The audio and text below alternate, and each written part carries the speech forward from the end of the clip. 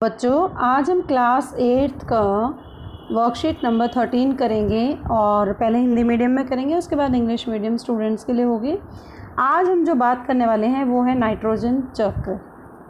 हमारे वातावरण में बहुत सारी गैसेस होती हैं। बहुत सारे गैस में 21% ऑक्सीजन, 78% नाइट्रोजन और 1% अदर गैसेस पाई जाती हैं। तो वायुमंडल के अंदर जो सबसे ज़्यादा मात्रा में गैस पाई जाती है वो है नाइट्रोजन, और वो हम सब जीवों के लिए बहुत ही आवश्यक है। कैसे? पहला जो नाइट्रोजन है वो प्रोटीन, क्लोरोफिल, न्यूक्लिक अम्ल या विटामिन के यौगिकों का एक अहम हिस्सा है। जितने भी पौधे, जंतु वायुमंडलीय नाइट्रोजन का सीधा उपयोग नहीं कर सकते हैं, पौधों को नाइट्रोजन स्थिरीकरण क्रिया के द्वारा नाइट्रोजन मिलती है। अब ये नाइट्रोजन स्थिरीकरण होता क्या है?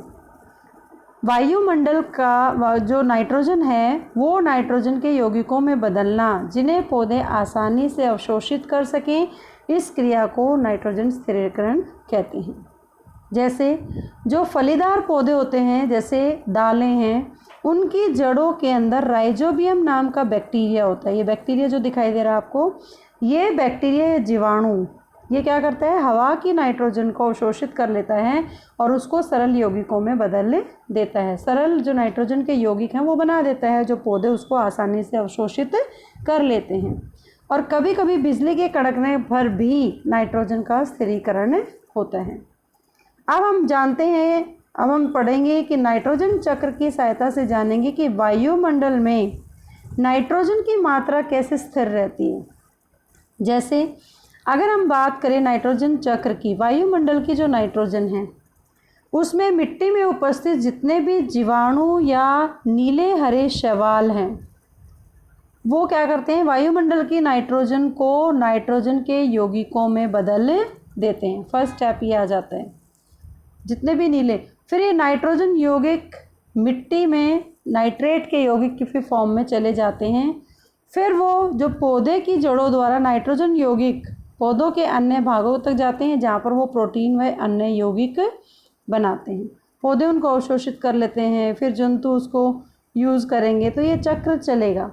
फिर जो भी जंतु इन पौधों को खाएगा, पौधों की जड़ों में चला गया, फिर जंतु जो भी खाएगा पौधों को, वो नाइट्रोजन पादप प्रोटीन या अन्य यौगिक के रूप तक पहुँचा देता है। फिर वो जो जंतु उत्सर्जन करेंगे, जो वेस्ट प्रोडक्ट निकालेंगे, फिर वो दोबारा, या उनकी मृत्यु हो जाती है, दोबारा वो नाइट्रोजन अपशिष्ट हैं वो मिट्टी में मिल जाते हैं। एक चक्र यहाँ तक हो जाता है। उसके बाद कुछ विशेष जीवाणु नाइट्रोजन यौगिकों को नाइट्रोजन गैस में बदल देते हैं, जो वायुमंडल में चली जाती है इस तरीके से।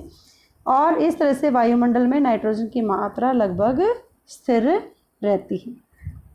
तो पहला स्टेप ये वाला फॉलो इस तरह से भी हम कर सकते हैं इसको, या इसको स्टार्ट यहाँ से करेंगे। वायुमंडलीय नाइट्रोजन, फिर उसमें नीले हरे शैवाल ने उसका स्थिरीकरण किया, जीवाणुओं द्वारा नाइट्रेट्स में बदल गए, फिर मिट्टी में मिल जाते हैं, मिट्टी से पौधे अवशोषित करते हैं, पौधे से जंतु खाएंगे पौधों को, जंतु अपशिष्ट पदार्थ या मर जाएंगे तो फिर दोबारा वो पौधों में मिल जाएगा, फिर पौधों मिट्टी में मिल जाएगा, और मिट्टी में जो जीवाणु है, राइजोबियम नाम का बैक्टीरिया है, वो नाइट्रोजन यौगिकों को गैस के नाइट्रेट्स में परिवर्तित कर देता है, फिर वो दोबारा वायुमंडल में चले जाते हैं। तो इस तरीके से नाइट्रोजन चक्र है वो कंटिन्यू रहेगा, और उससे वायुमंडल में नाइट्रोजन की मात्रा भी स्थिर रहती है, उसमें कोई चेंज नहीं आएगा। अब इसमें ये क्वेश्चंस हैं जो आपको अपनी नोटबुक में करना है। सेम और मटर की जड़ों में कौन सा जीवाणु पाया जाता है? जो कि राइजोबियम नाम का बैक्टीरिया। नाइट्रोजन का स्थिरीकरण किन किन विधियों द्वारा किया जाता है, या पूरा चक्र बना के उसको समझा सकते हैं। सभी प्राणियों के लिए नाइट्रोजन क्यों आवश्यक है? क्योंकि प्रोटीन की फॉर्म में या दूसरी फॉर्म में वो आवश्यक है ना। वायुमंडल में नाइट्रोजन मात्रा कैसे स्थिर रहती है? चक्र बना के, नाइट्रोजन चक्र बनाकर उसको आप स्पष्ट कर सकते हैं। Now the time for the English medium students, and today's worksheet is about nitrogen chakra, and that is also nitrogen cycle is possible through the microorganisms, and this is worksheet 13.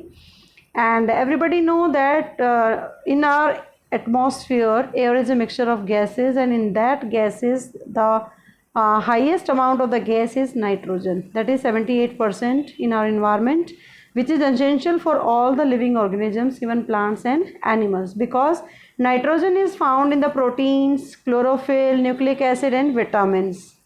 And plants and animals cannot use nitrogen directly from the atmosphere. Plants get nitrogen through the nitrogen fixation. Now, what do you mean by nitrogen fixation? Nitrogen fixation is the process in which atmospheric nitrogen gets converted or fixed in the soil into nitrogenous compound that can be used by the plants. Bacteria called rhizobium is found in the roots of the leguminous plant, which helps in the fixation of nitrogen. Sometimes nitrogen fixation occurs even the lightning strike in the clouds.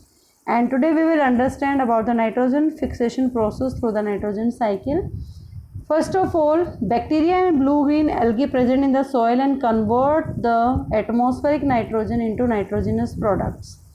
This is the atmospheric nitrogen, and first of all, nitrogen fixing takes place through the bacteria or algae.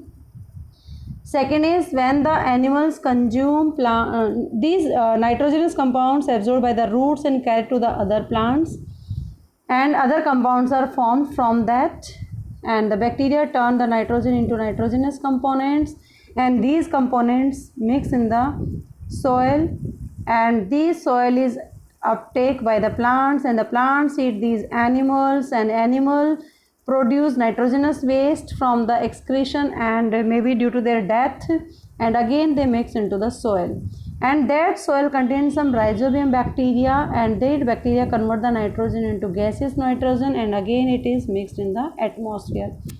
And sometimes the nitrogen is also changes mix in the make the compounds of nitrogen in the soil due to lightning in the clouds, and above the next process is also taking place in the same way. So you have to give the answer of the following questions. Which bacteria is found in the roots of the beans and the peas? It means leguminous plants, that is rhizobium bacteria. What are the different methods by nitrogen fixation? That is converting the nitrogen into nitrogenous compounds by the rhizobium bacteria, or maybe the lightning. But why is the nitrogen necessary for all the living beings? Because nitrogen is found in the protein, chlorophyll, nucleic acid and vitamins.